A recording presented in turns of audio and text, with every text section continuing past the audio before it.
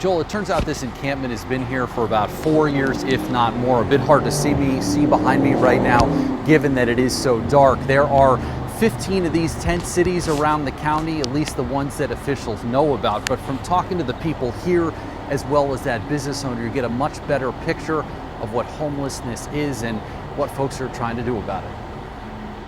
When we all drive by a tent city, as hundreds of cars did by this one on South Saunders Street, we think we know the people inside and why they're there. I've had people ride by, laugh at me, and point at me, and take pictures. I mean, I just ignore it the best that I can.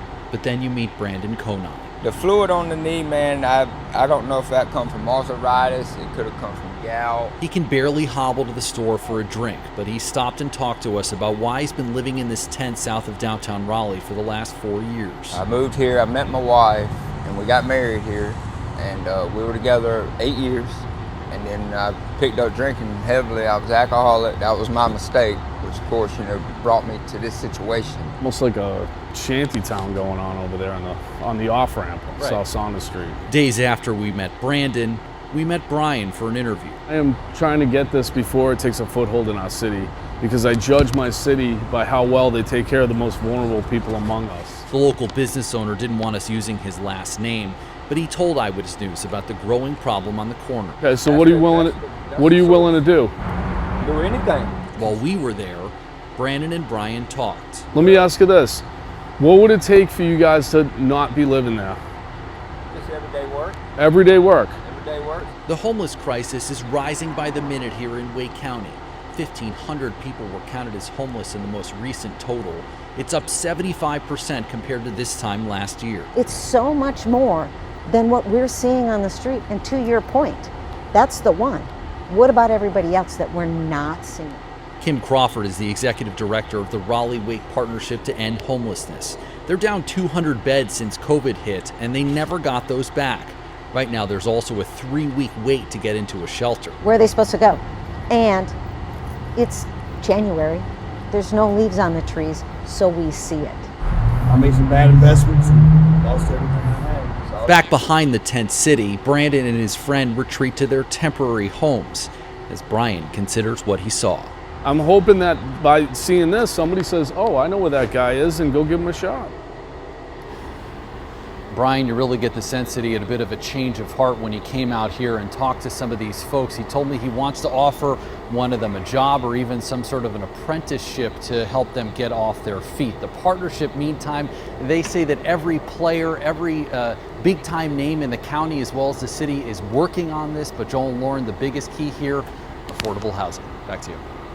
Yeah, and Shalom.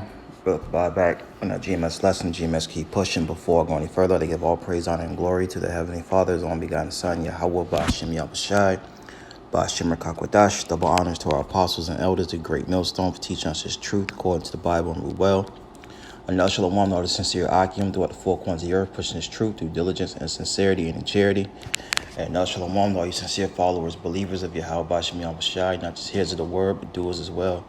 You men, women, and children, and hopeful elect, Shalom. And as you see from the video, these are all part of the plagues, the troubling times that Yahawah Bahasham Yahawashi is going to plague this place called America with, aka Babylon the Great, according to the scriptures. And we have to prepare our minds as well to possibly be in that type of mindset, to be living, all right, as the scripture says, pilgrims, all right, on the earth. And we're going to grab some scriptures on this, and Lord willing, this lesson is edifying. This is 2 Ezra 16:37. Behold, the plagues are drawn nigh and are not slack. That's right. Going back to Habakkuk, the 2nd chapter. Though it tarry, wait for it, because it will surely come. And it's here. It's here. It says, as when a woman with child in the 9th month bringeth forth her son, with 2 or 3 hours of her birth, great pains compass her womb, which pains, when the child cometh forth, they slack not a moment. Exactly, just like today, the national debt has broken. So now Congress is meeting together to try to fix it. But going back to Jeremiah 51, you start at verse 7, 8, and 9, I believe. You cannot heal this place. All right.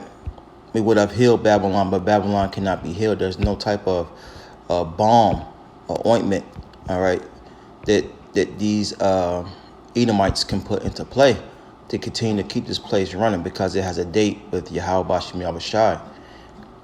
And the Lord is destroying this place. And that's why the mindset of you Israelites, so-called Negroes, Latinos, and Native American Indians, and you Israelite foreigners is not to make this place your rest, because this place is going down. But I don't want to digress anymore. Back verse 39, 2nd Ezra 16 and 39. Even so shall not the plagues be slack to come upon the earth, and the world shall mourn. And look, why is the world mourning? Why is the world mourning? Let's get that. We'll come back to 2nd Ezra 16. Why is the world mourning? It's because of a particular group of people. This is Proverbs 29 and 2. It says, when the righteous are in authority, the people rejoice. Right? So if these Edomites, aka white men, women, and children, were righteous, the people will be rejoicing, letting you know that these are not the people. They're not the people of the Lord. They're the wicked. It says, but when the wicked bears rule, the people mourn. And as you saw in that video, that dude was mourning. That homeless guy was mourning. All right? And he like an Edomite. So he's a two-time loser in his own kingdom. Okay? So let's go back. But, sitting here thinking, going back to Revelation, the 13th chapter, you're not going to be able to buy or sell. So pretty much you're going to be taken off the spectrum.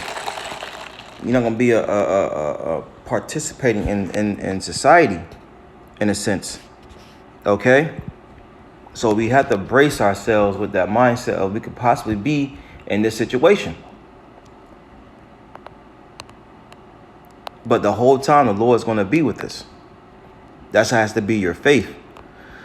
But going back to the point, 2 Ezra 16 and 39, it says, even so shall not the plagues be slack to come upon the earth, and the world shall mourn, and sorrows shall come on it on every side, because the wicked is ruling. That's why you have people homeless, mainly our people. And not to say that Edomite looking guy could have been a Jake. All right. Could have been. All right. But reading on, verse 40.